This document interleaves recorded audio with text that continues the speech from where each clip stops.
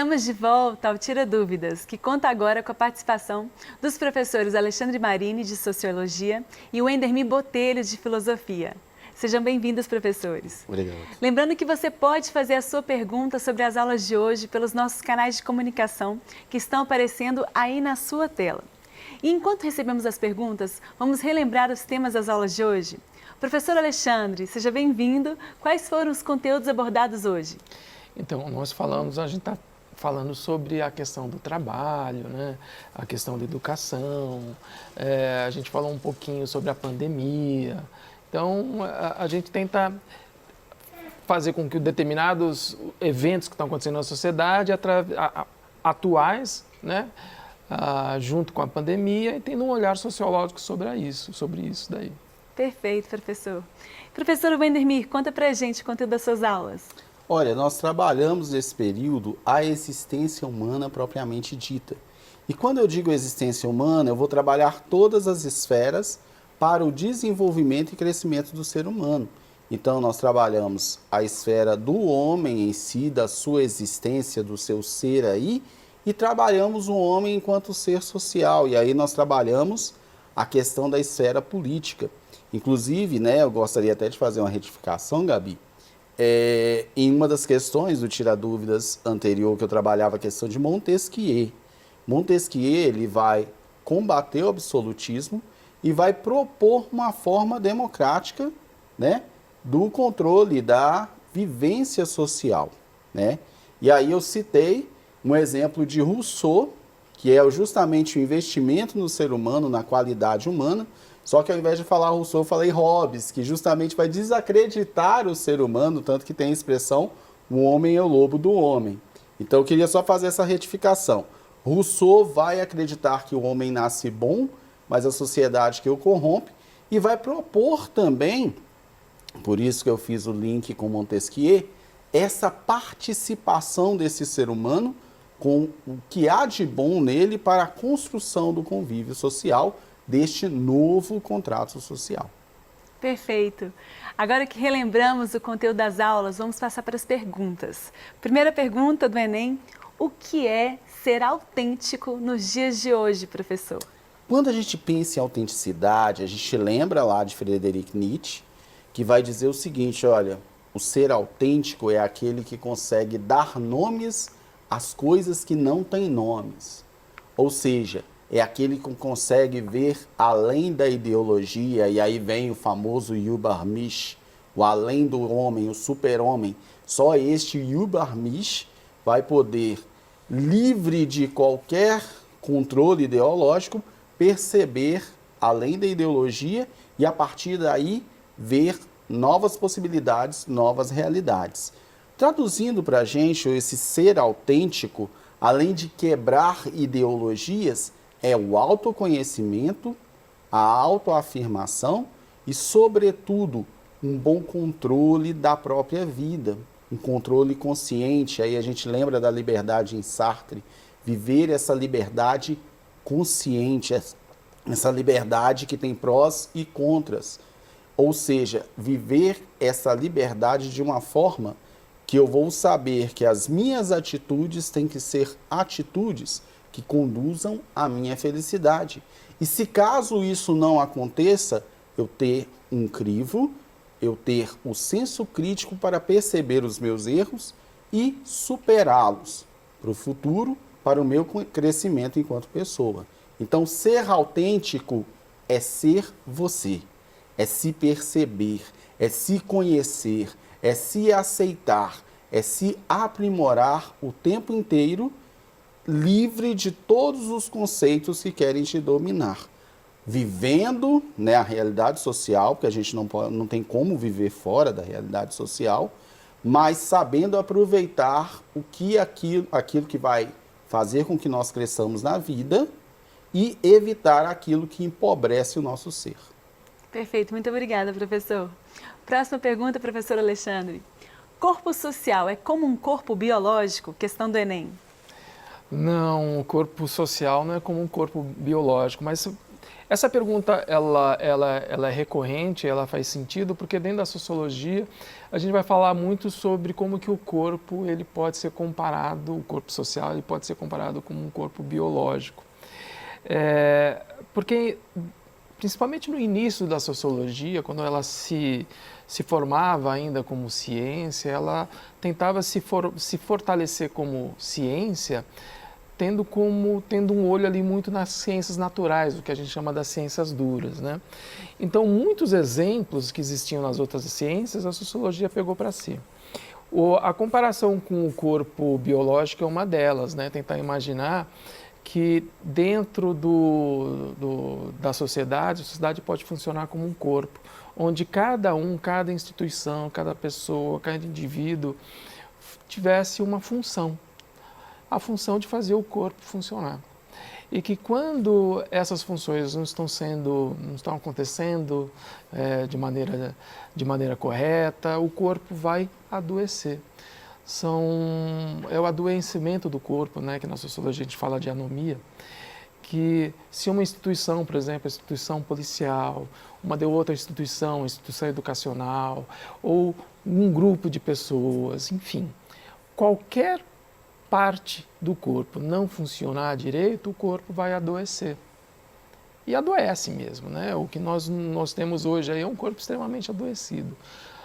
Mas essa é só uma forma de comparar o corpo social, que tem dinâmicas completamente diferentes, e a gente há muito tempo já abandonou o que se chama de funcionalismo, que é uma perspectiva também de imaginar que tudo tem um funcionamento, tudo muito integrado na sociedade, né?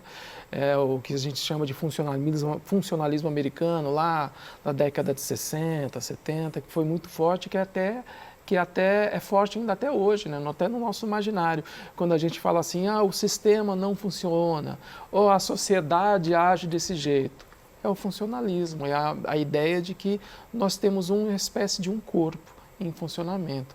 Mas não é bem assim não, a gente tem várias formas diferentes, né, de se organizar e nem todas elas são tão integradas assim, né? O corpo social adoece, mas não é da mesma forma que um adoecimento de um corpo biológico. Perfeito, professor, muito obrigada. Próxima pergunta. Em Sartre, o que significa a frase "O outro é meu inferno à medida que me inibe"? Primeiro nós vamos lembrar o que é a liberdade em Sartre, como eu falei anteriormente. Ser livre é ser responsável por todos os seus atos, todas as suas ações e também consciente de que o que vai acontecer na sua vida é consequência de sua escolha, quer seja por bem ou por mal. Então você é livre, mas há esta responsabilidade sobre a liberdade. O olhar do outro é meu inferno à medida que me inibe, significa todas as vezes que o outro quer me controlar, que o outro quer determinar o que é ser livre. O que vai acontecer? Eu perco essa autonomia, mas não perco a responsabilidade, porque eu optei por seguir o outro e não seguir aquilo que eu considerava certo. E isso é que vai ser o inferno, essa é que vai ser a minha condenação. Então eu vou sofrer consequências não por conta de uma escolha consciente, mas sim por uma condução, por a escolha de alguém que está fora de mim, fora da minha realidade, fora da minha existência. Muito obrigada, professor. Próxima pergunta.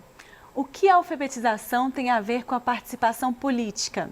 Gente analfabeta também participa da política ou não? Questão do Enem. Na verdade, gente analfabeta, é lógico que ela participa da política, porque a política são todos os nossos movimentos, todas as nossas relações é também política. Tudo que envolve um interesse pessoal, um interesse coletivo, é política, né? Então, obviamente, mas o que nós falamos a maneira que a gente abordou na aula, como que o analfabetismo ele afeta a participação política.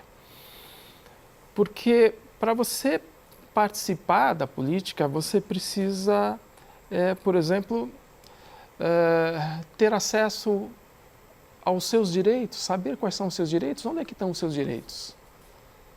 Eles são falados no seu ouvido ou eles estão na lei?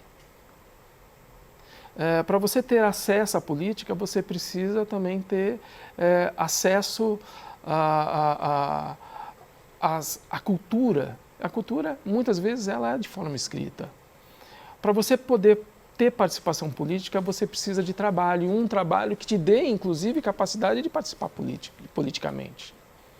É através da educação que a gente aprende a ter a participação política.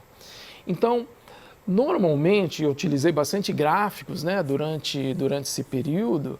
Normalmente, a gente vai ver que onde tem problemas de alfabetização, a gente vai ter problemas muito graves, muito crônicos de desigualdades, de inúmeras desigualdades. E a gente também vai ver uma certa resistência às mudanças políticas necessárias para essa configuração desigual se ajuste novamente. Então, o analfabetismo a alfabetização tem tudo a ver com a participação política. A alfabetização tem a ver com acesso ao trabalho, a alfabetização tem a ver com acesso à saúde, a alfabetização tem a ver com acesso à cultura, com acesso ao lazer, com acesso a um monte de coisa. E tudo isso, de uma forma ou de outra, se configura como participação política, sim. Então, se a gente quer melhorar, aumentar a participação política e melhorar, inclusive, o próprio debate político, a gente precisa de uma sociedade cada vez mais alfabetizada. A questão vai mais ou menos por aí. Com certeza, né, professor? Próxima questão, professor Wendermir. Fé e filosofia se contradizem? É uma questão um pouco polêmica, né? Aí eu vou utilizar da Fides et Ratio, que foi um documento escrito pelo Papa João Paulo II, onde nós vamos perceber que a fé e a ciência, a fé e a razão se complementam. Coisa que até então era impensado, digamos assim, né? Mas, na prática, o que isso significa para mim, enquanto uma pessoa que professa uma fé? Eu tenho que entender por que eu acredito. É o que o professor de Sociologia acabou de falar. A partir do momento que eu consigo ter esta autonomia, esta percepção do que é a fé no seu sentido mais original, mais puro, eu vou entender e vou viver esta dimensão da fé. O que acontece geralmente? Eu vou acreditar porque meus pais acreditam, eu vou acreditar porque minha comunidade segue essa fé, mas o que eu penso disso? E aí eu vou construir minha vida em que base? Porque lá na Odisseia de Homero tem o seguinte trecho, né, que é até utilizado por Poseidon a Ulisses. O homem não é nada sem seus deuses. Por mais que eu estude filosofia, por mais que eu perceba essa autonomia do homem, nós, por natureza, somos seres de infinitude. Nós somos seres que não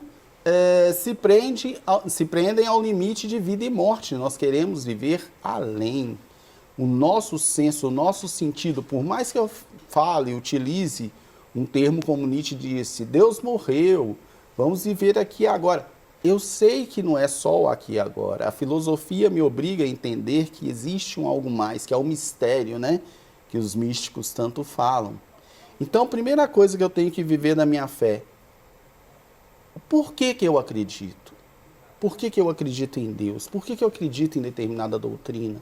O que essa doutrina traz para a minha vida? Como que eu vou crescer? O que eu posso fazer para me tornar melhor, para atingir Deus e eu pensando Deus como verdade absoluta? E como verdade absoluta, como fim último da minha realização enquanto pessoa. Então, viver a fé e a razão é extremamente necessário. Eu não posso acreditar só por acreditar. Eu acredito porque eu entendo por que acredito. Perfeito, professor. Se na crise todo mundo perde dinheiro, professor Alexandre, mas você falou que quem tem dinheiro vai poder comprar tudo mais barato. Não entendi. Explica, por favor. Na verdade, isso daí é uma teoria econômica, que se chama teoria da crise, que vai tentar explicar o seguinte, quando a gente entra num período de crise, muita gente vai perder dinheiro, né? Então, quando as pessoas começam a entrar nesse período de crise, a gente entra numa crise de produção, porque as pessoas não compram mais, se as pessoas não compram mais, eu não preciso mais produzir tanto, para eu não precisar produzir tanto, eu vou começar a mandar as pessoas embora, as pessoas estão desempregadas agora, não tem mais dinheiro para comprar, e aí se vira um círculo vicioso. Só que não é todo mundo que perde dinheiro. Tem gente que durante esse processo aí está conseguindo manter a sua grana, está conseguindo manter o seu dinheiro, a sua riqueza. Só que aí, a partir de um determinado momento, as empresas que fecharam, as lojas que fecharam, restaurantes que fecharam, as indústrias que fecharam, elas estão aí, todas ociosas. E justamente pelo fato de elas estarem aí todas ociosas, fica absolutamente fácil comprá-las. É muito mais barato você comprar uma empresa fechada do que uma empresa em funcionamento. É muito mais barato você comprar um maquinário que está dentro de uma empresa ou de uma indústria que está fechada, que não está sendo usada, do que um maquinário novo, um maquinário que está sendo usado. E também é muito mais fácil você contratar pessoas por um salário muito mais baixo quando elas estão desempregadas. Então, o que a gente percebe é que durante qualquer época da história, em qualquer país, você vai ver sempre momentos de crise, que é uma queda muito grande na produção. Quando tem esses momentos de crise, essa queda muito grande na produção, as empresas quebram, as empresas fecham, as pessoas ficam desempregadas. Quem tem dinheiro guardado, quem tem dinheiro para investir, consegue comprar as empresas, as lojas, os restaurantes, os funcionários, tudo agora, tudo mais barato, tudo na promoção.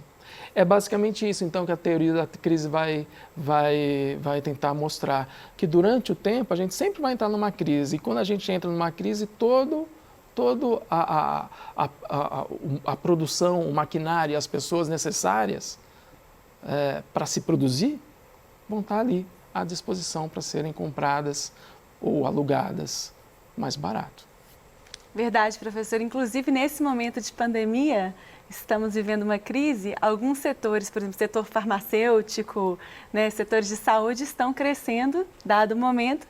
Então, existe a oportunidade dessas pessoas que estão trabalhando nessas áreas, talvez, vão ter um recurso maior para aproveitar essas outras áreas que estão, assim, no momento mais de queda, Não aproveitar e comprar uma empresa que está parada, como você disse. É interessante. E assim, não é a crise, ela não afeta a todos de uma maneira idêntica, Sim. Então, determinados setores são afetados mais por uma crise, outros não. Outros até crescem. Outros até crescem. Mas é importante entender que tem muita gente que vai conseguir olhar para essa gente que tem dinheiro. Sim. Gente que tem dinheiro, que tem capital acumulado, que vai olhar para isso, olha, essa crise está sendo boa. Eu estou vendo esse pessoal todo aí fechando, esse pessoal todo aí falindo, e agora eu vou comprar tudo mais baratinho. Com certeza, verdade. Próxima pergunta. Como entender o mito da caverna de Platão, utilizando a máxima socrática do conhece-te a ti mesmo? Aí a gente vai de encontro com a questão da autenticidade da pessoa. Então, o mito da caverna, ele vai trabalhar, primeiro, ele vai incentivar que nós temos que libertar das correntes ideológicas, da escuridão, da falta de conhecimento, e conhecermos e ir para fora da caverna e conhecermos a luz da verdade, que essa é a proposta. Como que eu vou trabalhar isso no conhece-te a ti mesmo, no meu autoconhecimento? Muitas vezes nós temos uma visão muito crítica da realidade, nós temos uma visão bem ampliada da realidade, mas dentro de nós essa visão não funciona. Como não funciona? Muitas vezes nós vivemos dentro de cavernas, dentro de nós mesmos. Nós não conhecemos as nossas capacidades, nós não valorizamos os nossos desejos, nós não valorizamos quem nós realmente somos. Em detrimento de uma sociedade que de repente pode criticar, pode aceitar, pode rejeitar. Então a gente fica muito preocupado com a opinião do outro e nós deixamos de ser nós mesmos. E o que isso vai gerar em nós? Vai gerar justamente que nós acabamos seguindo correntes. E esse conhecer a si mesmo é se assumir em toda a sua essência, assumir todas as suas capacidades, toda a potencialidade. Porque às vezes nós achamos que nós não vamos desenvolver um determinado tipo de vida, uma determinada profissão, porque a realidade que nós estamos não vai propiciar isso.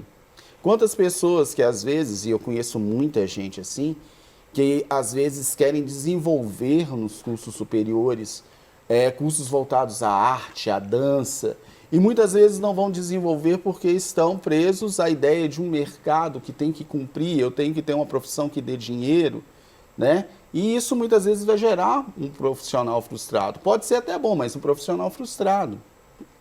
Então, assim, eu preciso conhecer a mim mesmo, conhecer as minhas potencialidades, investir nisso, porque a partir do momento que eu conheço a mim mesmo, conheço a minha potencialidade, eu vou saber como investir isso, até mesmo para ser um excelente profissional. Então, assim, o conhece a ti mesmo, essa caverna que nós temos que nos libertar é justamente isso. É assumir você por inteiro, primeiro se conhecer, conhecer suas capacidades, suas potencialidades, quem você realmente é. E a partir disso lançar na vida, lançar na realidade. É fácil? Não é fácil.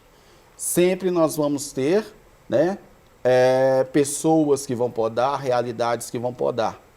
Para conhecer a si mesmo, para ser você mesmo, você também tem que entender que haverão consequências. E quais são? Vencer barreiras, derrubar dificuldades, enfrentar sanções. Só a partir daí você consegue ser quem você realmente é. O que vai evitar problemas psicológicos, o que vai evitar aquele vazio existencial que possa existir. Perfeito, professor. Quais são os marcadores sociais mais importantes, professor Alexandre? Assim, a sociologia vai trabalhar muito com marcadores sociais. Não quer dizer que um é mais importante que o outro, não, né? Mas a gente percebe que tem alguns marcadores que são extremamente importantes. Então, por exemplo, o marcador de classe, né? O marcador de gênero e o marcador de raça, esses são os que mais a gente costuma trabalhar. E aí, além disso, a gente vai encontrar outros marcadores, né, a ver com acesso, tem a ver com trabalho, tem a ver com educação. Então, quando a gente pensa em marcadores, vamos pensar só que o marcador funciona sozinho, né? Dependendo se você é de classe X e da raça Y e por aí vai, essas coisas sempre vão se misturar bastante. E conforme elas se misturam, é que a gente vai conseguir analisar a sociedade e as suas desigualdades de uma maneira bem mais complexa e robusta. Muito obrigada, professor. Chegou a hora de mais uma pequena pausa. Participe você também do Tira Dúvidas. É só ligar no telefone 31 3254 3009 ou enviar uma mensagem para o nosso número de WhatsApp 31 98295 2794. E no próximo bloco contaremos com a participação do professor Alexandre Duarte e da professora Rose Melo. Já já nós estaremos de volta. Não sai daí.